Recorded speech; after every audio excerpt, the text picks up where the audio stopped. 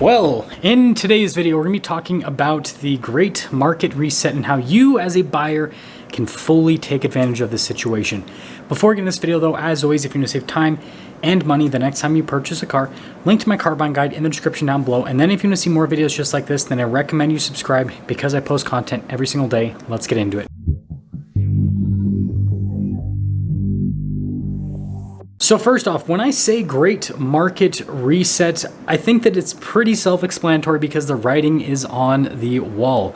Used cars have declined in value by over 20% after they increased in value by almost 50%, and new cars are starting to pile up at dealer lots. Inventories with every single brand are increasing across the board. And so we are going from a market where there was no supply and demand was sky high straight into a market where supply is getting pretty high and demand just simply isn't there. And the thing that's so crazy about this market is everything has happened so fast. I know that everyone's like, oh, it's been several years, but seriously, like stuff like this tends to unfold over the course of, maybe a decade, not over the course of, a couple years of everything running up and then a year of everything just absolutely taking a poop. And so now let's dive into how you can use this situation to get you the best possible deal on a car and really how you can prepare for this situation so you can get that deal. Now with this next section, I do need to say not financial advice, but I think that this portion is really important for the video, even though it's a little bit outside of the whole car buying realm. So with us getting into an economy where cars are going to lose a massive amount of value, that means that, well, the economy is going to be in a state where a lot of people are frankly going to lose their jobs and there's going to be a lot of money lost in general. And so the only way for you to actually take advantage of this situation is if you still have a job and still have money. And so that's something that's very important to remember. And so I would put yourself in a position, if you happen to work a salary position or an hourly job, to where they have no reason to fire you. Like, you need to make sure that you're doing better than all of your colleagues, because if you're not, if you're doing the whole quiet quitting thing, then, well, you're probably going to get laid off next year, and then you're not going to be in any sort of situation to be able to take advantage of lower prices on vehicles, because if you don't have a job, then you won't have money, and then you can't buy a car. And continuing on that whole topic with keeping your job, what you also should do over the next few months is save as much money as you possibly can if you plan on purchasing a car, because interest rates are surely going to continue to increase. This is what the Federal Reserve has told us in the last meeting. And so what that means is you want to try to either not take out an auto loan or take out an auto loan that is as small as possible, because the bigger your auto loan, the more interest that you're going to be paying, which means that even though you might get a bigger discount on a vehicle, you're still probably going to be paying just as much as if you bought a car now or bought a car last year, because of all of the extra interest that you're going to be paying on that auto loan. And so put yourself in a position where you can hopefully pay cash for the car. And if that is not possible, well, make sure that that down payment is as big as you can possibly manage, so that your loan is as low as you can possibly manage in terms of the total loan amount that you take out. So let's say that you've put yourself in a position where you're not going to get fired and you have, substantial amount of money saved up to where you either can pay cash for a car or where you can have a big down payment to where you're not paying as much interest on the vehicle. The next thing you need to do is exercise patience. And I know that this is so frustrating because, cars are exciting. It's like, I want to get one now. I'm sick of waiting, because a lot of you have probably been waiting for quite some time. But the reason that you want to exercise patience is you want to make sure that you pay below market value on a car. And this is very important, because the mistake that a lot of people make is they'll wait for a car to hit a certain price point and then they'll buy as soon as it hits that price point. And they could potentially be paying above market value for the current market conditions with that car, or they could simply be paying market value, which might seem like a fair value, but that's not a great deal. That's just the deal, right? If you want to get a great deal, then that means you want to pay below market value. And so in some vehicles, that actually can mean over MSRP. Now, I'm not saying that you should pay over MSRP for a vehicle. I think that for 99.9% of vehicles, paying over MSRP never makes sense.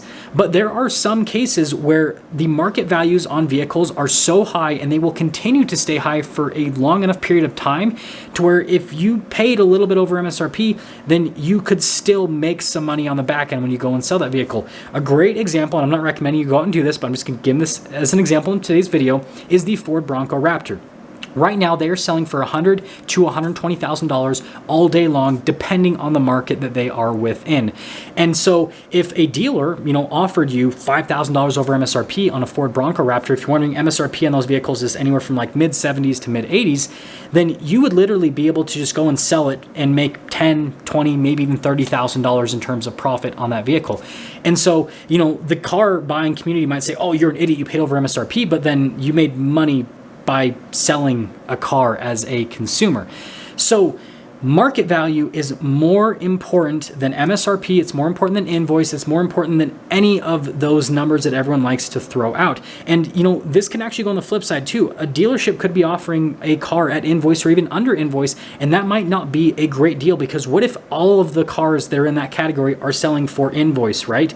And that means that that's just the market value. And so if you were to get a great deal on that car, then that means that you'd want to pay under invoice. So the point that I'm trying to make here is you need to focus on market value more than anything else. Just because a car is finally selling for MSRP or finally selling for invoice doesn't mean that that is a great deal. That could just be the deal. So at this point, you have found your deal. You have found a vehicle that is selling at under market value. Let's just say in our example that most dealers are charging MSRP for this vehicle, but you have found one at invoice. And you've looked at the used market on this vehicle, and you have found that there are a bunch of used ones that are selling close to MSRP. And so that means your trade-in value is probably going to be somewhere around invoice on this vehicle, which means that if you want to get rid of it for some reason, you're probably not going to lose any money.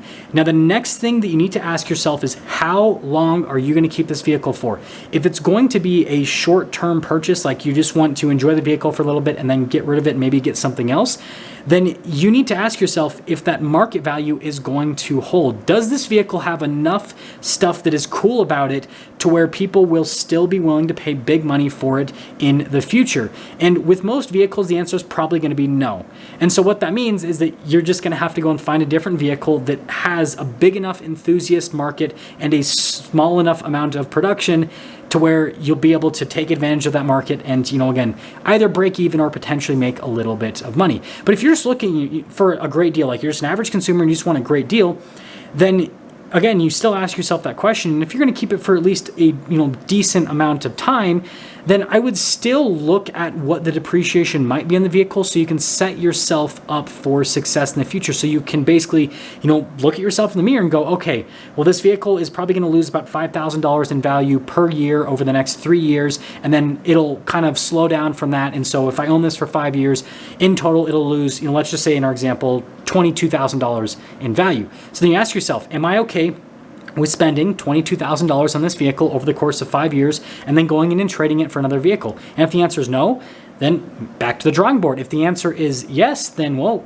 go and get your deal. And what I'd have to say at this point is, again, if you're paying under market value for the vehicle, then again, that is a great deal. So in summary, to take advantage of this whole car market reset situation, you need to make sure that, well, you have employment, because if you don't have employment, you won't have money to spend on a car and you won't be able to take advantage of the quote unquote car market bottom.